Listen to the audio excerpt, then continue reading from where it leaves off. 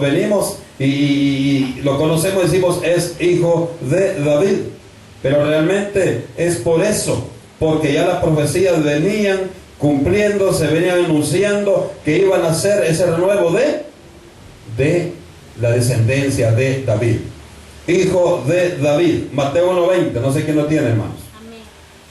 Y pensando él en esto, he aquí un ángel del Señor le apareció en sueños y le dijo: José, hijo de David, no temas recibir a María tu mujer, porque lo que en ella es engendrado del Espíritu Santo es.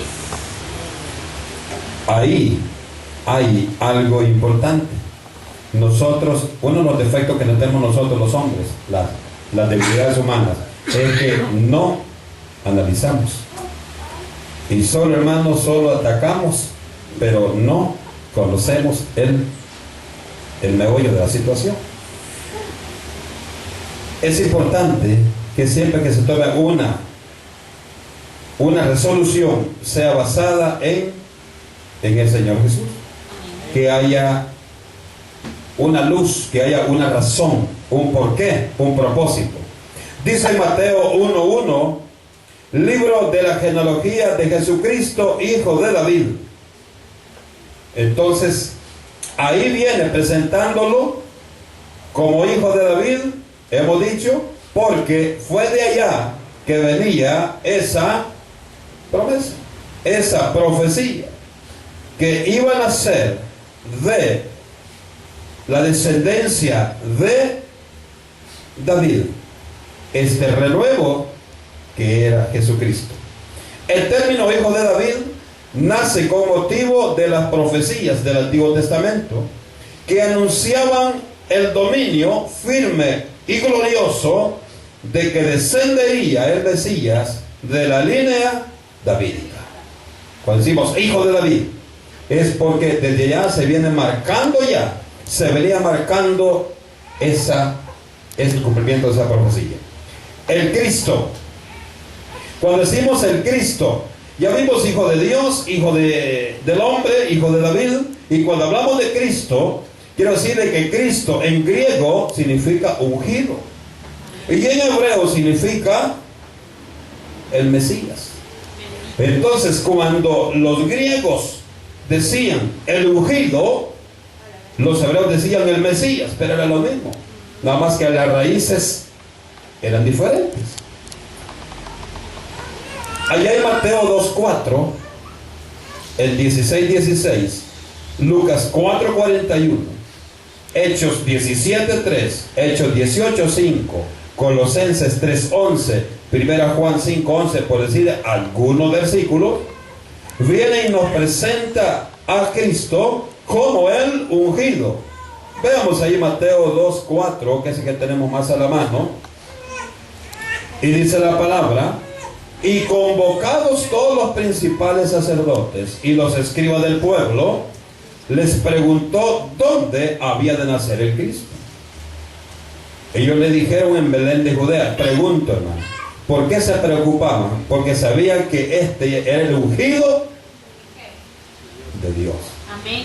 Era el Mesías, y este venía a cumplir una misión. Y esa misión, al primero que le dio temblor, a ti, hermano, que le dio temblor en los nervios, fue a los que se creían poderosos.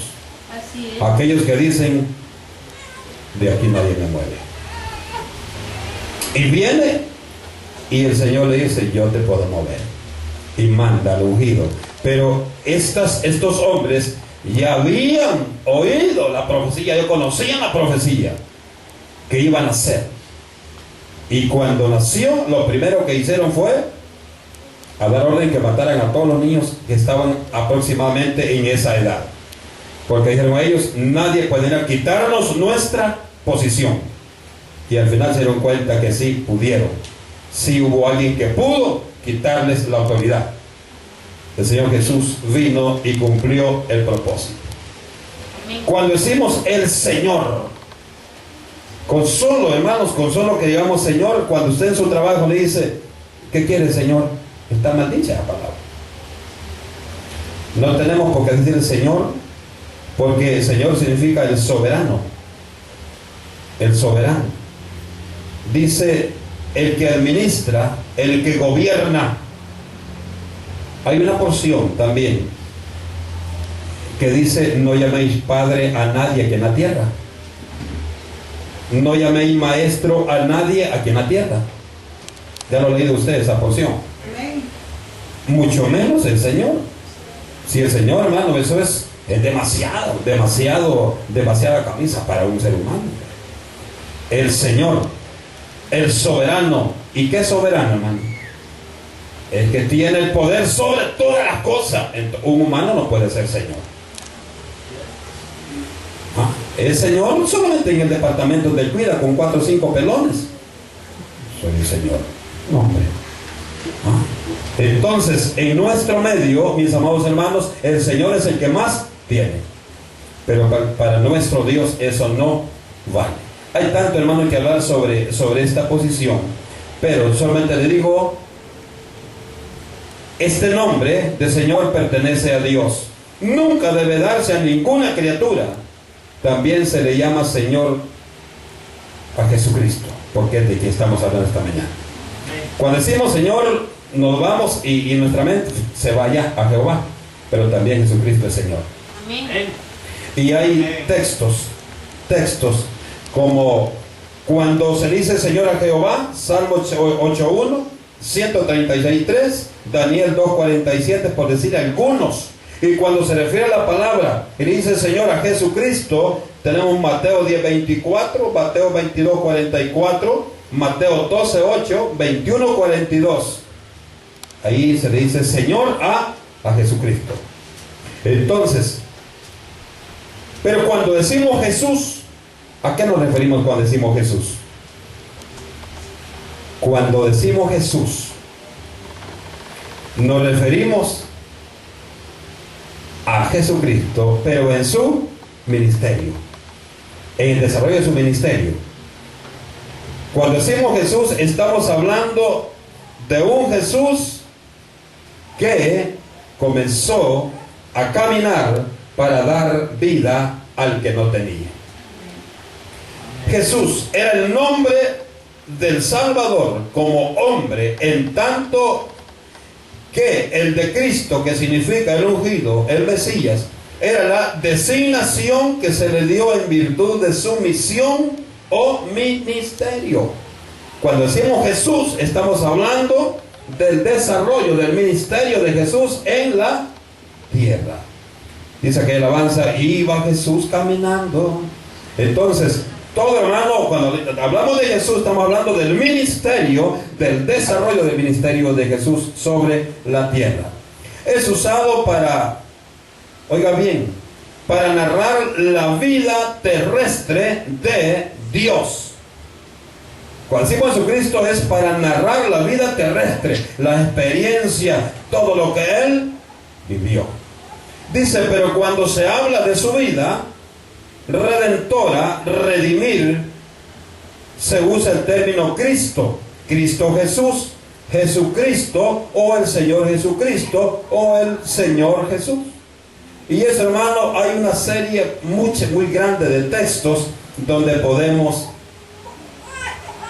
sustentarlo. Verbo o palabra. El verbo, hermano, en griego significa logos. Y ese es el nombre de la segunda persona de la Trinidad de Dios. Indica que Dios se revela por sus hechos y enseñanzas. Dios se revela, no es revelar o ponerse, no. Dios se da a conocer. Dios se revela. Dios se da a conocer por sus hechos y enseñanzas. En pensamiento se revela a través de la palabra. Amén. Usted dice, esto es la palabra de Dios. Aquí está revelada lo que Dios dio para la humanidad. Por eso se conoce también el Señor como el verbo o la palabra. Cuando se habla la Biblia, ¿qué dice?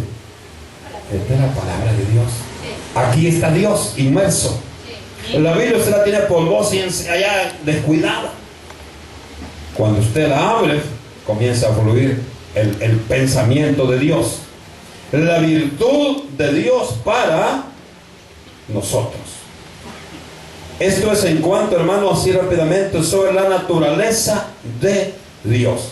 Dijimos que la naturaleza, hermanos, la podemos estudiar a través de los títulos o los nombres que se le dan a Jesucristo. Esto dijimos que era el Hijo de Dios, Hijo del hombre, Hijo de David, el Cristo, el Señor, Jesús, el Verbo o la palabra. Alguien me decía, Emmanuel. Emmanuel significa Dios con nosotros. Entonces, eso está dentro de Dios. Dios con nosotros. Ahora, las dignidades de Dios es importante también, hermano. En el Antiguo Testamento habían 3 clases de mediadores. ¿Quiénes eran? Había, hermano, profetas, sacerdotes y reyes. Y Cristo, en Él están los 3. Cristo es profeta. Cristo es sacerdote. Conoce los sacrificios, dice que es perfecto de todas las cosas. Y es rey, porque Él sí es rey sobre todo. Entonces, en aquel tiempo, hermano, había necesidad de los profetas para que trajeran el mensaje al hombre.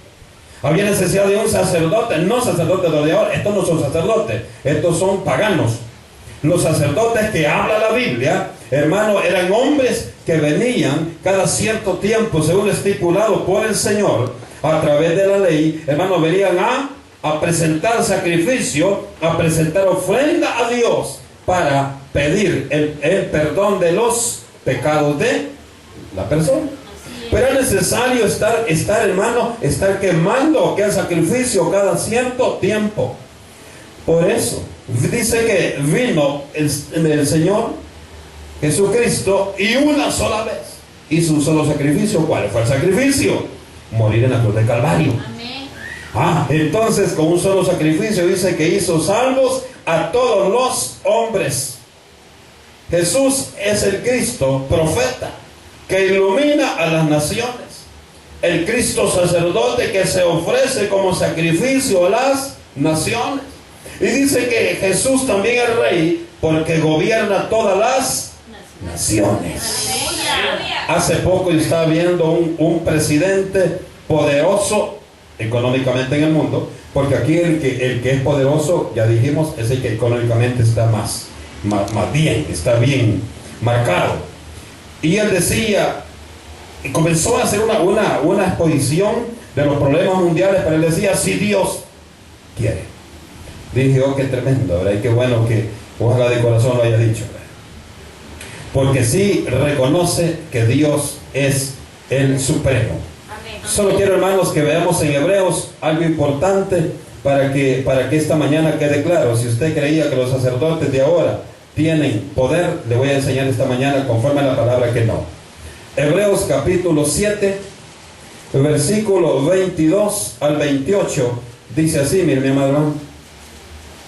Dice la palabra, Hebreos capítulo 7, versículo 22 al 28 dice: por tanto Jesús es hecho fiador de un mejor pacto, y los otros sacerdotes llegaron a ser muchos, debido a que por la muerte no podían continuar.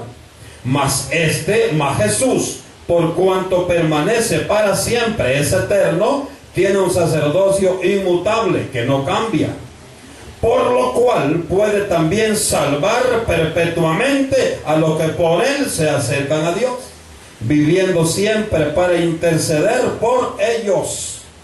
Porque tal sumo sacerdote nos convenía, santo, inocente, sin mancha, apartado de los pecados y hecho más sublime que los cielos, que no tiene necesidad de cada día, como aquellos sumos sacerdotes, ofrecer primero sacrificios por sus propios pecados y luego por los del pueblo, porque esto lo hizo una vez para siempre, ofreciéndose a sí mismo.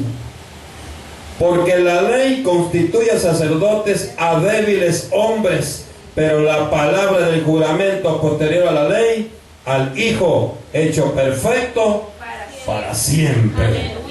Y mire cómo dice el 8.1. Ahora bien, el punto principal de lo que venimos diciendo es que tenemos tal sumo sacerdote, el cual se sentó a la diestra del trono de la majestad en los cielos.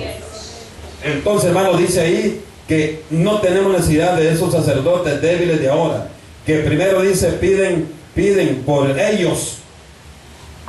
Este sacerdote que se llama Jesucristo, hermano, Él es eterno y como Él todo lo tiene bajo su alcance, Él nunca muere. ¿Ah? Entonces ese que nosotros necesitábamos tener a nuestro favor. En Hebreos 10, 11 y 12 dice así: en esta voluntad somos santificados mediante la ofrenda del cuerpo de Jesucristo hecha una vez para siempre. Y ciertamente todo sacerdote está día tras día administrando y ofreciendo muchas veces los mismos sacrificios que nunca pueden quitar los pecados. Entonces, hermano, que usted ve ahí echando humo, es mentira. Eso ya no tiene ningún valor para el Señor. En cuanto a su obra, hermanos, en cuanto a su obra hay cuatro fases. Tenemos el nacimiento de Jesús y la adolescencia, que no habla mucho la palabra. Tenemos también el ministerio de Jesús, la muerte de Jesús y la resurrección. Fíjense que este es el punto más extenso para poderlo tocar. Lo vamos a hacer rápidamente. Nacimiento, hermanos, y adolescencia. ¿Por qué nació en Belén el Señor? Nació en Belén para que se cumpliera lo dicho por Jehová a través del profeta Miqueas, capítulo 5, versículo 1 al 4. Ahí la profecía dice que iba a nacer en Belén. Por eso viene y él nace en Belén. Por eso nace ahí. ¿Quiénes tuvieron el privilegio, hermanos, de apreciar el acontecimiento maravilloso del nacimiento de Jesús? Fueron aquellos que la gente ni se acuerda de ellos, los pastores. Vino el ángel y le avisó a los pastores: ha nacido en Belén el libertador, que es Cristo. Él. Y yo cuando veía esto decía: ¿cómo es Dios de precioso? En los periódicos usted ve: nació el niño de no sé quién, nació el niño, y ahí salen las fotografías a colores, aquellas viejas berrinchudas, aquella gente hipócrita riéndose, presentándose como blancas palomas. Usted ve ahí: la familia de tal recibió un nuevo miembro. Pero aquí los que se dieron cuenta no fueron los de la alta alcurnia, fueron los pastores, los que mandó llamar. Los otros eran los magos. Ellos venían y no habían sido invitados. Ellos venían, pero al Señor les plació que conozcan a mi hijo. Y por otro lado, se afligieron los poderosos y hicieron uso del recurso de los reyes para que fueran y lo visitaran. Le dijo aquel hipócritamente: para que vayan ustedes y me avisan, yo también voy a saludarlo. Lo que quería saber dónde estaba para mandarlo a matar. Pero como el Señor todo sabe, ¿qué es lo que hizo el Señor? Ya te conozco, le dijo el Señor, y tu pensamientos no son de bien. Dice que aquellos hombres lo vieron y caminaron y salieron por otra ruta, hermano. Y aquel esperando allá a ver qué hora viene. Mentira, el Señor les cambió la ruta. Y cuando se dio cuenta de eso, se llenaron de ira y comenzaron a perseguirlos. Pero grande es el Señor, que el Señor todo lo maneja de la manera más exacta. Y sabe usted que uno de los peores enemigos de Dios, como Jesucristo, era Herodes. Hermanos, siempre estuvo la ira de Herodes sobre Jesús. Y cuando decimos Herodes no nos referimos a una persona. ¿Sabe usted que Herodes era el nombre que se le daba a una casta, o sea, a un grupo de hombres que tenían buena posición económica? Ellos eran los Herodes, eran los únicos que podían estar en el poder. Prácticamente era una dinastía. Los Herodes no es una persona, es un grupo de poderosos que tenían el dominio y el poder sobre esta región. Ahí tenemos, por ejemplo, el Herodes el Grande, Herodes Felipe, tenemos a Arquelao, el hijo de Herodes Antipas, Herodes Felipe II, Herodes Agripa II. Hermano, hay una serie de Herodes, pero todos estos hermanos a través del tiempo vinieron descargando su ira contra él, el Señor. Ahora, ¿sabe usted de dónde vienen los Herodes? ¿Y por qué no querían al Señor? Estos vienen de Edom, los edomitas. Y estos edomitas, hermano, es la descendencia de Esaú. Entonces, por eso hay una porción que dice el Señor: a Jacob amé y a Esaú aborrecí. Pero era por eso, hermano, porque toda la descendencia de Esaú siempre estuvo en contra del pueblo de Dios. Y de ahí, hermano, de ahí son las raíces de todos los Herodes. De ahí, hermano, nace un grupo que se llama los Herodianos. Los Herodianos era un grupo político muy poderoso, como ahora es. Bueno, ustedes vean, entonces era muy poderoso los Herodianos, y todos ellos, hermano, la lucha de ellos, ¿cuál era? Que la gente, hacerle sentir a la gente que debían pagar todos los impuestos a las autoridades. Y después se unieron con los fariseos. Los fariseos, ¿saben quiénes eran, verdad? Gente muy poderosa, religiosamente y económicamente. Y se unieron, ¿para qué? Para hacerle guerra al Señor. Por eso, y cuando vean estos movimientos políticos, yo digo lo mismo están haciendo. Se unieron todos en unidad para estar en contra de alguien. Entonces, ahora nos vamos aquí, se unió los herodianos y se unieron con los fariseos dijeron, entre todos los poderosos unimos capital, y nos hace más fácil perseguir y detener a los judíos, y nunca pudieron, hermano.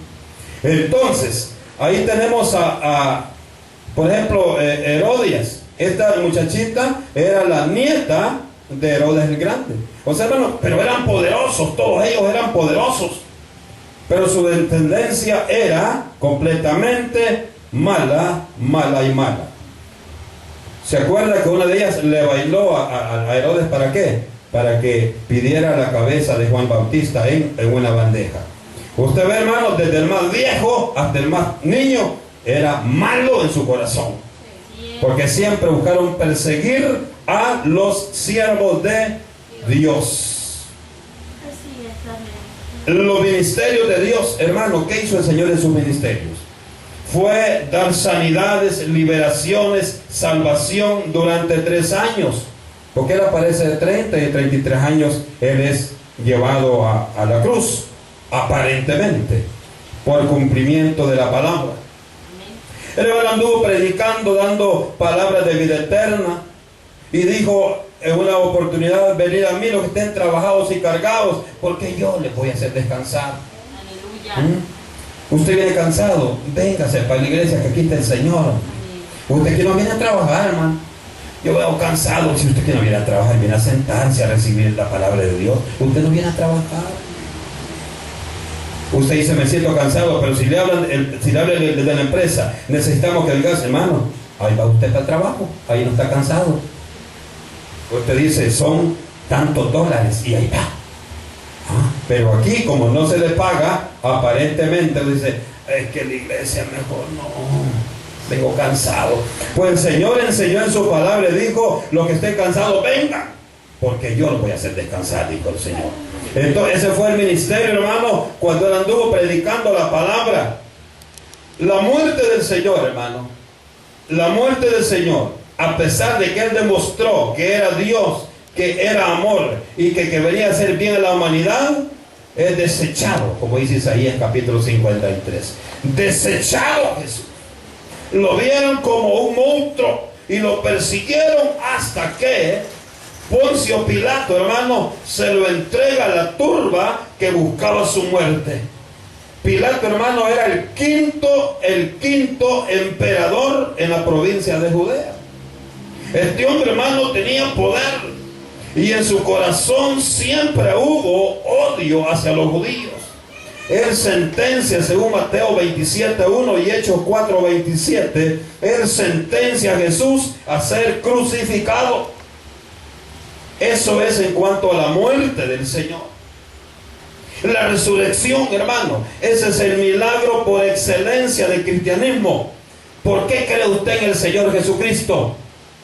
Porque me han dicho que crean. No, creemos porque vimos que Él resucitó. Y usted y yo no nos queremos quedar aquí, queremos irnos con el Señor. Amén. Esa, hermano, esa es la promesa más divina y más especial y maravillosa que nos motiva a usted y a mí seguir el Evangelio de Jesucristo. Este, hermano, es el milagro, la resurrección es el milagro por excelencia. El ministerio de Jesucristo, hermano, culminó con la muerte, sepultura y resurrección.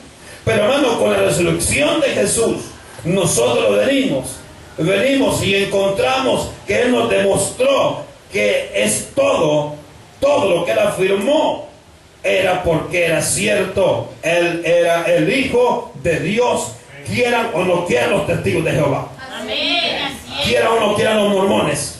Aleluya. Quieran o no quieran